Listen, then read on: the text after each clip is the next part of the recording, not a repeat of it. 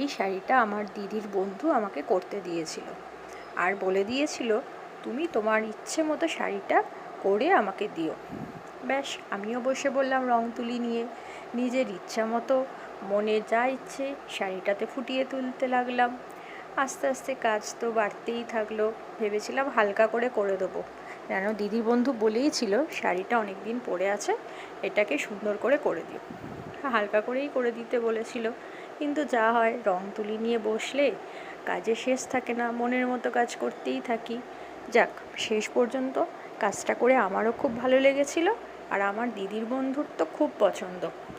শাড়িটা পরে আমাকে ছবিও পাঠিয়েছিল, সত্যি খুব সুন্দর লাগছিল। আজকে এইটুকুনি, পরের দিন আবার একটা নতুন ভিডিও নিয়ে আসবো। টাটা, সবাই ভালো থেকো, সুস্থ থেকো, আর চ্যানেলটা ভালো লাগলে সাবস্ক্রাইব করো, লাইক করো, কমেন্ট করো।